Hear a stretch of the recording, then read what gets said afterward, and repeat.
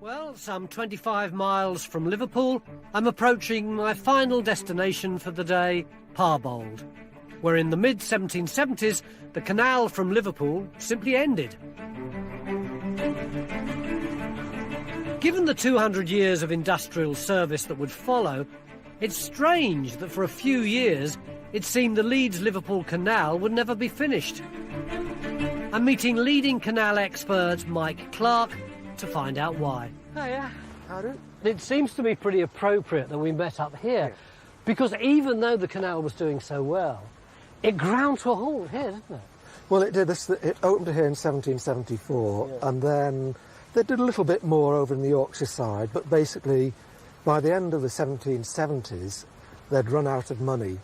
Why? Well, partly because building canals was such a new thing, and they really underestimated the cost of that was going to be. Was there financial mismanagement? Was it organised badly? Possibly. I mean, the engineer, Longbottom, seems to have overstretched himself as well, that he got involved with running packet boats here, he was involved with coal mines, and all investing on the side. Yeah, and all of the accounts got sort of jumbled up. Yeah. And that's really why he was pushed out in the mid-1770s. He got the sack? He got the sack. How were things going financially in the country at that moment? Well, things were on a downhill track by then, because we were getting we were always fighting the French at that time, but we were also having the American War of Independence. And it wasn't until about 1790 that money was then available for starting building the canal again. By 1794, new Acts of Parliament had raised a further £200,000 to restart work. But after this decade-long hiatus, the planned route was now to be fundamentally changed. The main line of the canal was originally meant to head northeast to Leeds, with a southern spur simply to give the Liverpudlians their much-needed access to the coal of Wigan. But, as you can see, the original route was never finished, and it's now a dead end. The original canal was supposed to get lots of limestone. That was going to be the main traffic. By the 1790s, we've gone out of the age where limestone's become really important, and the main traffic was then coal. So we're right into the Industrial Revolution. So this spur heads up to the coalfields? It heads up to the coalfields, and the spur then becomes the main line of the canal. So ironically, the 10-year delay, a disaster for most projects, actually ensured the canal's future success within an increasingly industrialised Britain.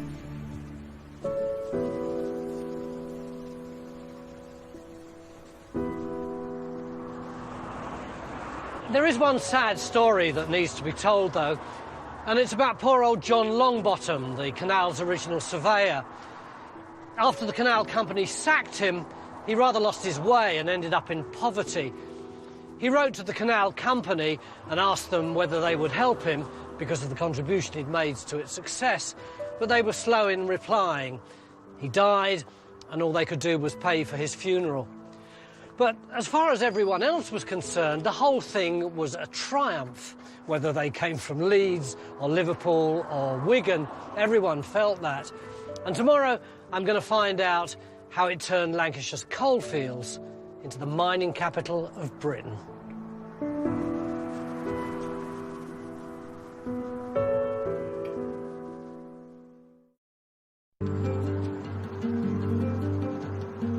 After a good night's sleep at the canal-side village of Newber, I'm looking forward to my final day on the Leeds and Liverpool Canal.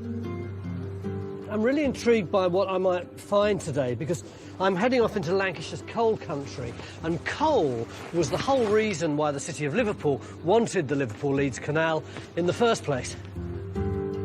I'm picking up the canal again just outside Parbold, walking to the village of Crook before heading on to the coal capital of the region to find the iconic Wigan Pier, see the remains of Wigan's massive industrial works, and reach the locks where the Leeds-Liverpool Canal was finally completed. So yes, I've been dying to say this for 2 days now. I'm on the road to Wigan Pier, and it's a rather lovely start. Morning. This picturesque stretch to Crook was originally intended as an offshoot from the main canal, supplying Liverpool with enough coal to service its industries. But once canal construction had recommenced in the 1790s, this stretch became part of the Leeds-Liverpool proper. The Industrial Revolution was in full swing, and this area was now coal country. This is Crook up here. I'm not sure what I was expecting, but probably something a bit more like Dante's Inferno than this gorgeous little chocolate box village. Before the canal arrived, Crook didn't even exist. But then, right through till the 1970s, when the coal ran out, this village was focused entirely on mining the 6 surrounding pits and bringing the coal to the canal. Almost 2 centuries of industry that's still vivid in the minds of Crook's residents. Hi guys. How are you doing? All right. Such a lovely little place, particularly with the sun shining. It doesn't look like a pit village at all. Yeah, well, I don't suppose it does now, really, is it? But it was quite different at one time. What was it like? Black and dirty. I mean, I moved here, but I must have been about 6 years old, and it was ash. Just treading on ash going up, like, you know what I mean? How far away were the actual pits? Well, the nearest pit was probably about 300 or 400 yards away, just past where Woodcock Row used to stand. That's Oh, yeah. Woodcock Row, so, yeah, that's... This We way, live- yeah. We lived at 25 and then we moved to 18 after that. When work was at its height, how often would they have been loading a barge? I think these probably had 20 minutes, 25 minutes turnaround Wow. to load a full barge, which was 80 tons. How did you get the coal from the loading points onto the barges? They all had their own tippers, and what they did, they just tipped the trucks up, and the coal would fall into the barges. This is the tip that used to be right behind me over here, on this high raised ground. So that would have been right here. It would have been right there, yes, Oh, where that where black them building trees is. are. Yes. Where them trees.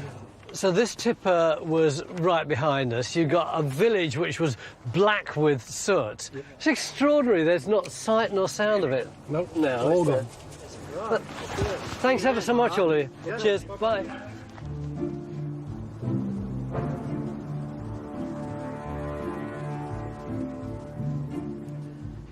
This is all that's left of Crook's collieries. You've got a mine shaft here and another one over there. But just imagine when this place was in full spate, there would have been masses of tall chimneys belching out smoke. There'd have been coal dust everywhere, guys working all over the place.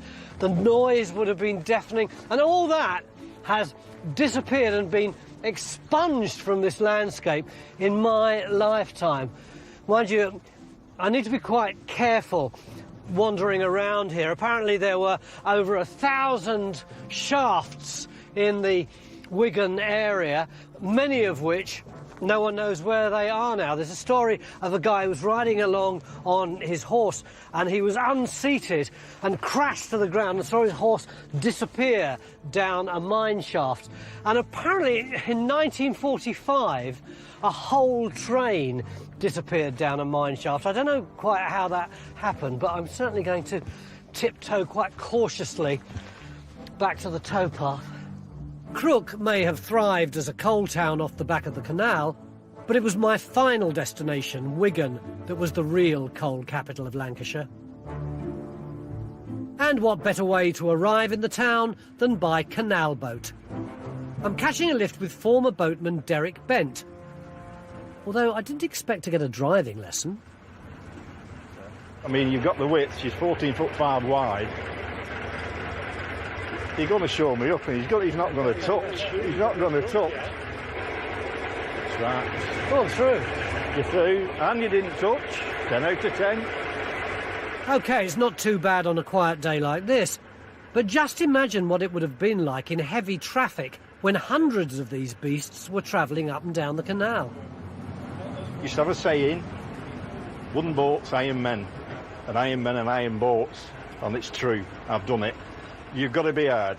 You've got to be hard to work these. So that's why I'm a natural then.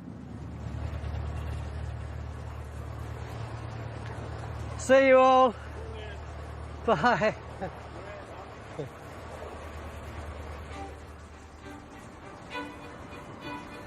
So here I am, the outskirts of Wigan. A town that once boasted a sixth of all Lancashire's collieries. And amongst the 19th century factories and covered warehouses, it still boasts the most famous loading stave in the country. Believe it or not, this is it. This is Wigan Pier, as immortalised by George Orwell in his book The Road to Wigan Pier. Of course, it's not really a pier at all, is it? You can see this rail here flipping up like this. It's another of those coal tippers with the big tipper on the top there to tip the coal into the barge down in the canal. It was just rather sarcastically called a pier to compare it with the glorious seaside piers at Southport and Blackpool. Orwell wrote his essay about Wigan in 1936 to raise awareness of the social conditions in the industrial north. And after 2 months spent in cheap lodgings, he certainly didn't hold back.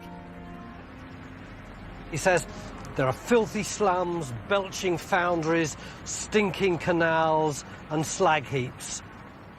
Well, fair enough, at the time Britain was recovering from a terrible depression, but Orwell's depiction of Wigan has kind of stuck, which is a bit unfair really, because although it was never a place of sea, sand and surf, it was one of the driving forces behind the region's economy because of the canal.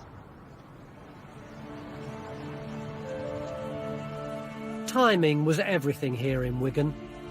The coal had always been here, of course, but that fateful delay in the canal's construction meant the town became key to the success of the canal, and the canal became key to the success of the town.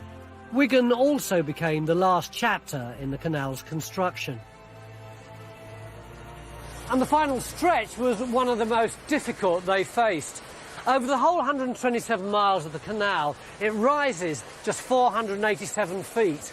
But over the next 3 miles, it rises 200 of those feet, over 21 lots. The canal had started under George III, but Britain was almost Victorian by the time it was finished. It was still a magnificent achievement, stretching 127 miles, with 91 locks and 504 bridges. See that date there? That is hugely significant. Opened 1816, October the 22nd. That is the moment when the Liverpool part of the canal and the Leeds part of the canal finally joined together. So finally, after 46 years and 5 times over budget, the canal could justifiably call itself the Liverpool to Leeds Canal. With the canal's completion, it wasn't just Liverpool and Leeds that benefited. Everywhere along its route reaped the rewards. Nowhere more than Wigan.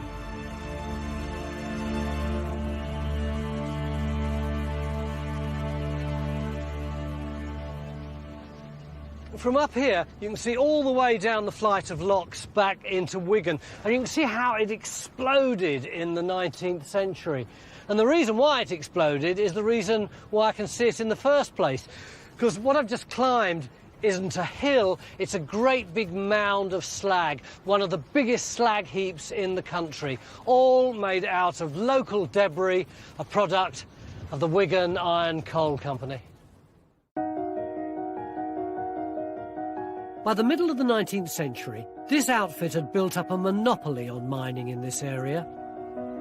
And at sites like the Kirklis Hall Ironworks, they were turning Wigan into an industrial megacentre, exploiting coal in every possible way. Kirklis became one of the biggest coal and ironworks in Europe, and right up till 1985 was an engineering headquarters of the National Coal Board. In its time, this place was legendary, wasn't it? Very, very much so, yes, it was. What did you do? I was an engineer on locomotives. Which one's you? The young boy, the nice-looking one behind The one right at the back? That's right, Yeah. that's right. Well, what was here? This is a photograph of the top place as it was prior to the Second World War. So where are we standing? We're standing quite close to those two buildings there. Yeah. These are the two workshops behind us. It's only part. So what was all this for? This is coking plants, rolling mills.